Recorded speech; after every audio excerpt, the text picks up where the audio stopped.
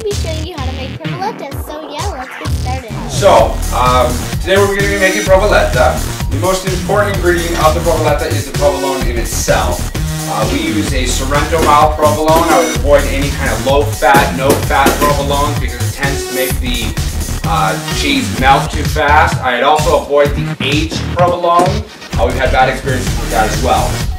When I get this at Market Basket, what I'm looking for is the Sorrento, and I basically tell them to cut it. It's about an inch, maybe a little bit more than that, and I tell them to cut it as big as the slicing machine will make it, which will bring you to about here. We're also going to need some olive oil. I have some nice Greek olive oil here. Some oregano. My mom actually brought this over from Greece. It's some nice Greek oregano. You can use whatever you've got. A little bit of basil. And this is a personal preference. I happen to like a little crushed red pepper on mine. You can do it with or without. Alright, so to actually make the provoleta, what I do is I turn the temperature on to high. We need just a nice little frying pan, nothing too big. As you can see, the provoleta is just about the right size.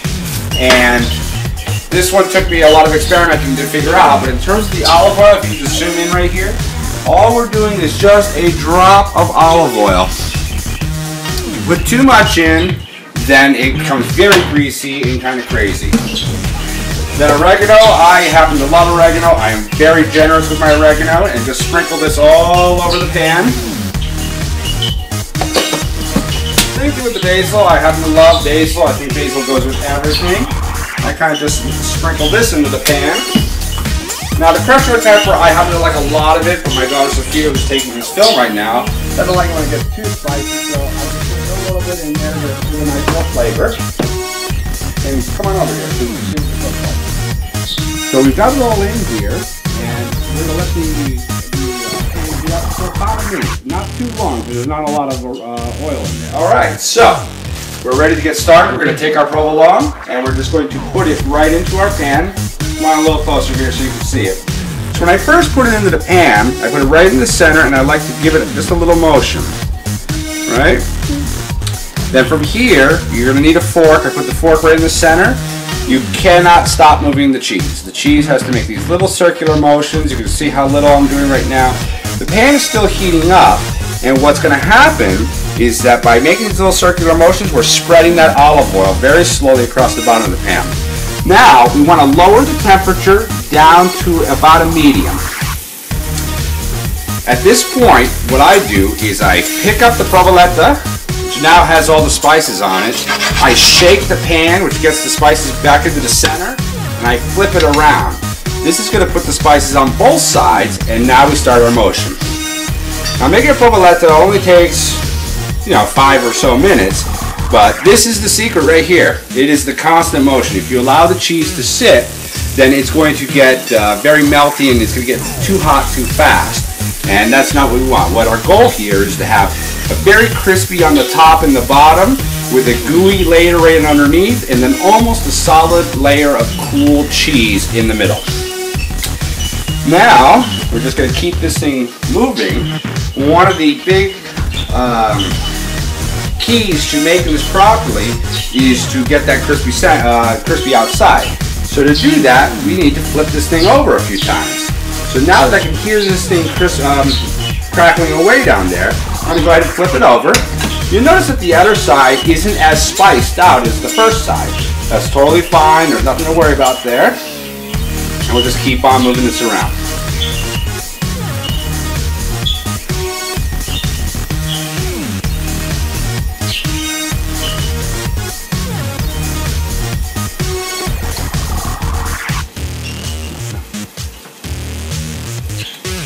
So, I guess one of the questions is, how long do you go on each side?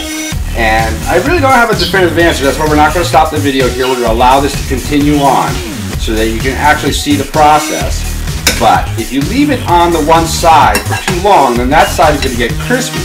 And what will happen is that you'll get a nice crispy top layer, and then you won't be able to get the gooey under layers without burning the top.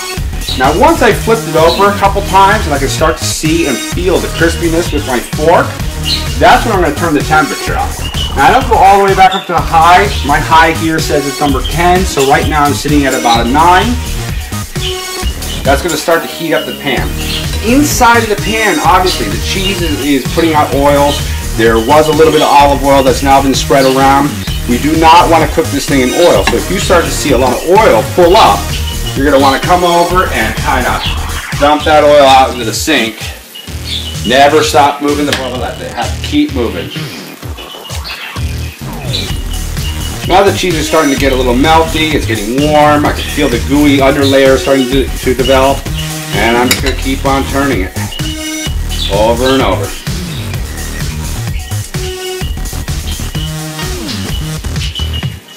While we're doing this, we might as well talk about some of the side accompanying foods that you can eat with this. It's not really my thing, but some people end up putting a slice of tomato on the top of the provoleta after it's done. If you like that kind of thing, it should be delicious. I like my provoleta nice and clean, and always with bread. Now, in Argentina, where this dish is from, this was a dish that you share among a table. Obviously, I'm not a big food sharer. I like to eat all of my food on my own. Now I'm going to turn up the heat all the way up to a 10, because now I'm really seeing the crispiness.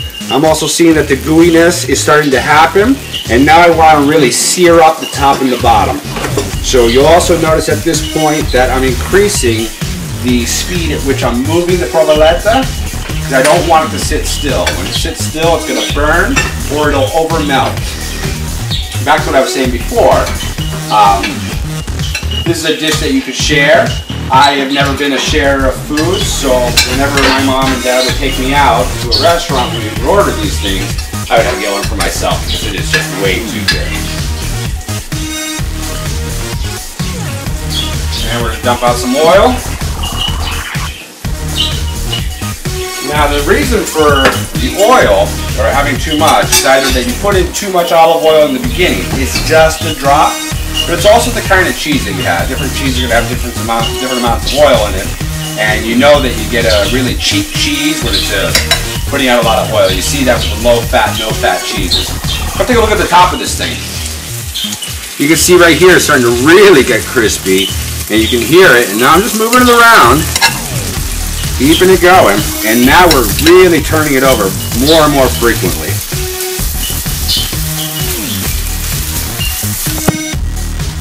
As I'm turning it and moving, and I'm also stabbing with my fork, not all the way to the bottom, just to see how tender, how easy it is to get my fork in there. And at this point, I think you guys got the idea. We're just keep on, we don't want to burn it, that gives you a nasty, cheesy taste. And now we're just flipping it over and over. We're getting closer to the end. We are at a nice high temperature of 10. And we're getting there. As I push, it's getting easier. It's almost like butter. My fork is just going right through it.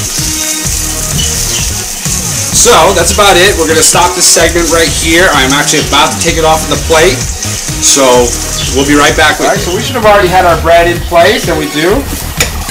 We're just finalizing it. Come take a look at the top of this thing.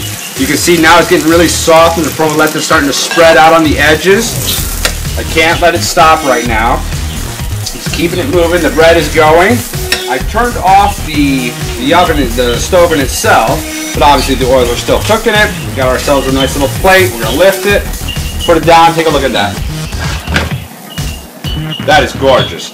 You just don't make something like that without trying it, so that's going to be our next thing. So we're going to go ahead and pause while we set up our own little place at the table, and we're going to enjoy this. Alright, so we're at the table, and we're about to eat. That's Sophia about to have her first piece. One final thing about the provoleta, this is not a sit and wait food. It's melted. The longer it sits, the cooler it gets, and it loses its awesome flavor. Go ahead, Sophia.